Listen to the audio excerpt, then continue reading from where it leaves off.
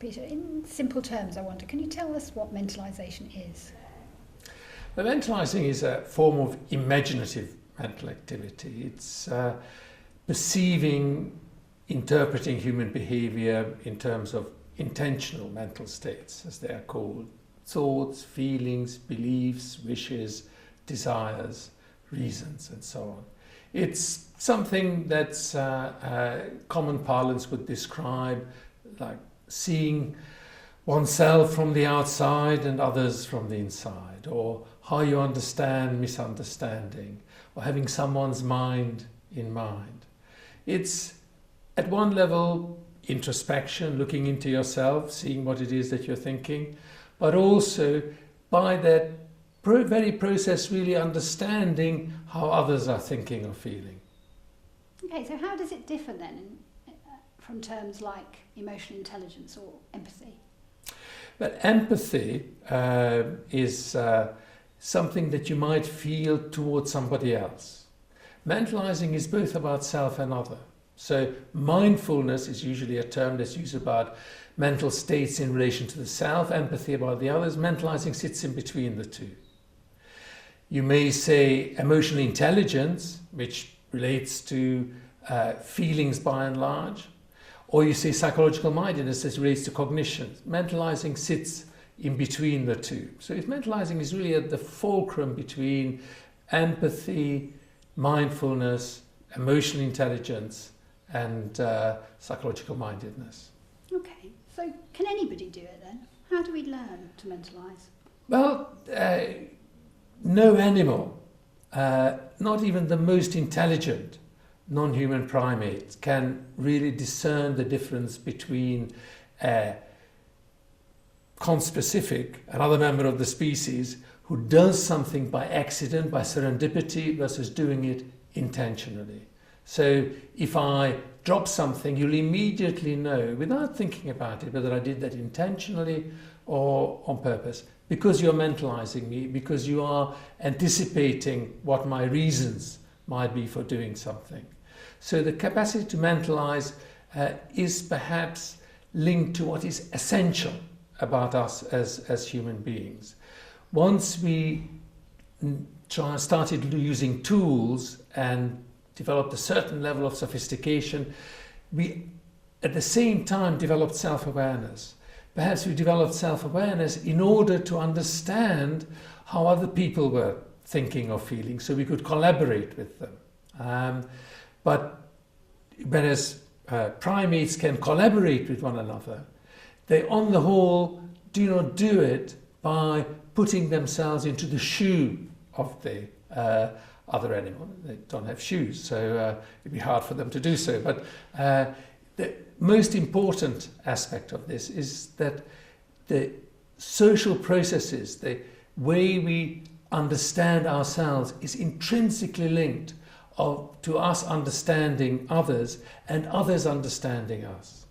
So the way mentalizing develops is probably through the experience of feeling understood by somebody else. There is an overlap between the neural locations where understanding oneself as a mental entity is and where understanding others in psychological terms reside. And that's a little bit of a clue about how we acquire mentalizing.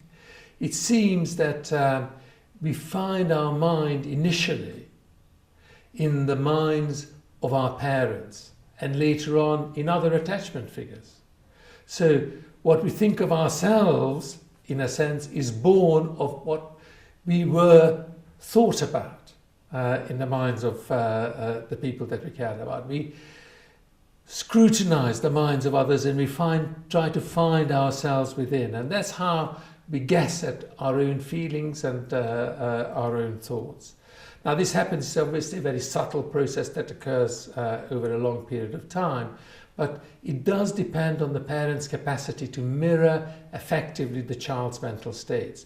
If a parent can mirror how the child feels, the child will be able to organize their own feelings according to what they see outside. And that sense of being organized is actually what we then experience ourselves as mental entities. If we do not have that experience, if we do not have someone around us who is able to think about us accurately as we are, we will have an enfeebled sense of ourselves. We'll never really be certain exactly who we are, or we just misperceive ourselves. If I'm as a little baby, I feel anxious. I do not understand what that feeling is, and I look to my mum to make sense of it. And my mum mirrors back to me a sense of anxiety.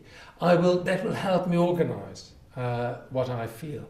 If she exaggerates that, and what she mirrors back to me is terror, then I will exaggerate my own experience of my constitutional self, my physiological reactions, and I will end up perhaps throughout my life exaggerating, feeling I'd become one of those really anxious people who always, at the slightest sign or slightest cue of it, will have a sense of panic or a sense of terror.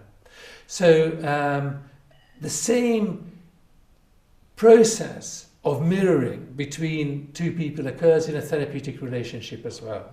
What I'm looking for in therapy, but I've lost really, if you like, lost calibration over my own sense of who I am or what I'm feeling. What I look for is a relationship. I look for someone who I can talk to about my own feelings. And if I can find a person like that, I will then, in their reactions to me, find a sense of calibration, a sense of the degree to which I should be upset about whatever it is that I'm upset about. And that interpersonal aspect of mentalizing really stays with us throughout life. What difference does knowing about mentalizing make to the way we might try and work with children and families? We tap into this process. So if I ask you, or if I ask anyone else, what do you do when you are upset about something? The most likely response that you'll give me is that I go and talk to a friend. Now, why? The reason is because when you're upset, in a way, you lost a sense of calibration over your internal experiences. You need to set up that interpersonal process with another human being, just like you did when you were a little baby. Someone who actually mirrors back your feelings, in a way, gives you an idea about what it is that you are experiencing. And understanding that what therapy in part is about is someone else who has your mind in mind, who you can go to find yourself therein and acquire a better understanding for your. This opens up to us, all of us, a way of working as therapists. So at a very profound level, what we need to be able to do is to be available, to be there for our patients, to present our minds to them as really as a space for exploration, where we try and our best, our hardest, to sit side by side with them, to try to see the world through their eyes, to create an image of their minds, not really so that we can explain to them who they are, but for them to find themselves in the picture that we've constructed of them. The way we relate to them, if we really genuinely do understand them, is what they need in order to find themselves in our minds as mentalizing, thinking, feeling, believing people. Can anybody mentalize? How do we sort of learn to do it?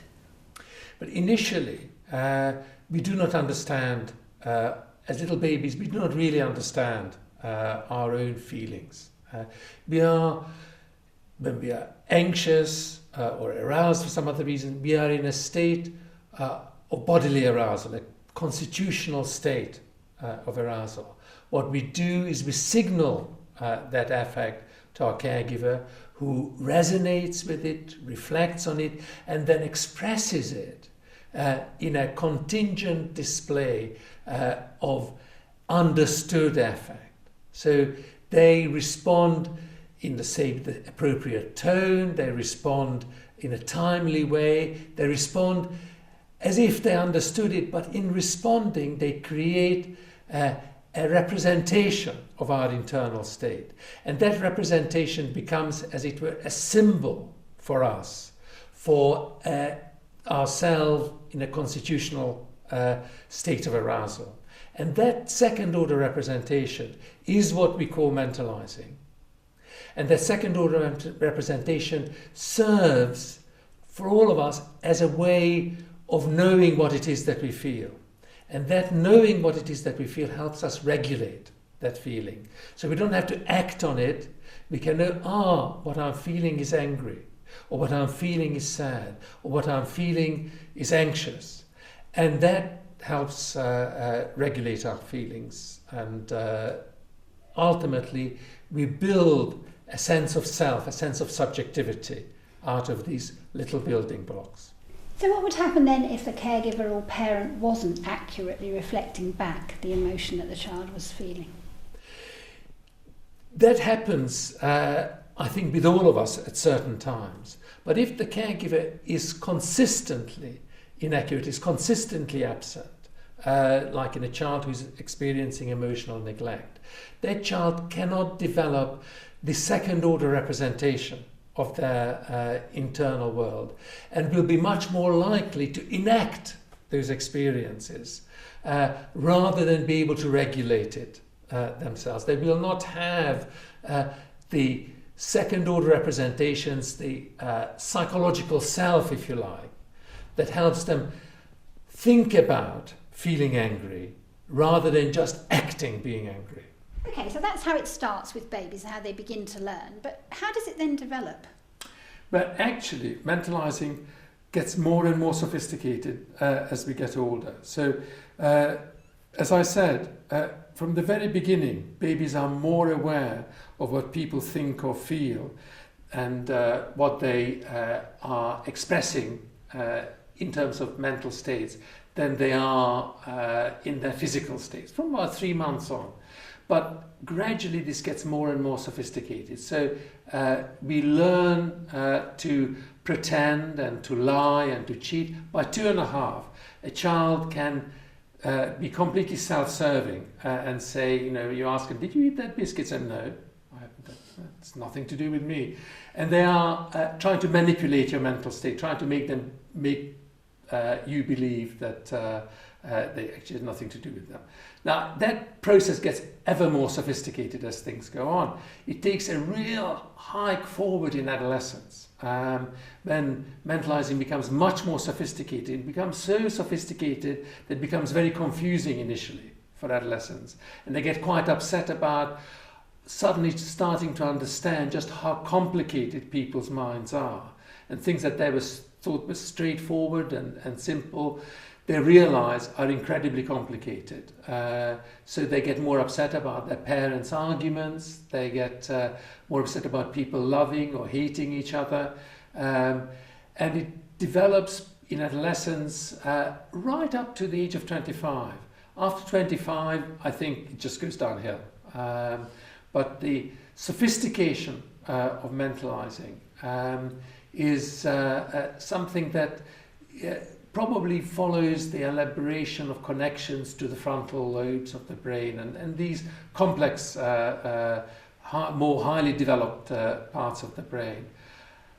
As our mentalizing gets more sophisticated, in some ways psychological problems that are associated with problems of mentalizing also become more prominent.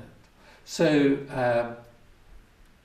things like depression, things like self-harm that are associated with failures of mentalizing or difficulties in mentalizing appear based probably on vulnerabilities that are either built in or much earlier, but they appear when these more complicated mentalizing capacities suddenly get developmentally called upon in adolescence. What difference does it make then, knowing about mentalizing in the work that we might do with children and families? The family is probably the place where mentalizing is normally developing, is its evolution has intended mentalizing to develop. So families are the social situation where the child looks around and tries to find their thoughts and feelings in all the in their sister, in their mother's mind, in their sister, in their father's mind, in everyone's mind. The more mentalizing a family is, the more the family actually, as a unit, as a system, is concerned with how people think, feel, wish, believe, or desire. The healthier that is for that child, the more that family promotes their child's resilience and their child's well-being and the child's capacity to withstand emotional turmoil and tension. If we work with families, what we need to do perhaps more than anything else is to get that family back on to a process of mentalizing in. Because what can happen in a family is that one person is acting out. That upsets everybody else. As everybody else feeling upset, they stop mentalizing, and because they've stopped mentalizing, they're not able to understand each other's difficulty in understanding each other, and so the whole family goes down this cycle of not understanding one another, leading to family arguments, shouting, screaming, as you know, these things happen in families. So what we've got to do with families is just to stop that. Stop that really very vicious cycle where one person's thoughtlessness leads to the whole family having no consideration for each other's thoughts or feelings. And as if we just stop that process and we get the family to start thinking about one another, thinking about what made that stop, what made thinking about each other stop, I think we actually can regenerate a very natural process that's there in most of our families of actually wanting to think about and wanting to be concerned about each other. Interestingly enough, sometimes the very intensity of a relationship can undermine the capacity to think about one another in terms of mental states. So when you're in love, that's not the best state to ask people to think whether the person that they're in love with is socially trustworthy or not, because they really are not able at that moment to think about them, their thoughts or their feelings. Mentalizing goes down the tube with the intensification of arousal, as for example arousal associated with being in love. But the intensity, particularly in conflictual family relationships, can also drive down mentalizing. So activating attachment by, for example, threatening abandonment, will stop a person being able to think about someone's mental state. So what you need to do, strangely, is rather than intensifying attachment, as one sometimes does in family, working with families, make people a little bit cooler towards each other. And what we have found, for example, is that doing family therapy in groups of families is often easier, because although you preserve this natural habitat for mentalizing, but other families commenting on my family can maintain a little bit of a distance, whilst at the same time be able to be empathic about the nature of the relationship that I might have with my son, that I'm having difficulty in understanding, but another father there can actually see the things that are going wrong between me and my son, and be able to help me see things from my son's point of view, whereas I am completely unable to once he has started having one of his turns.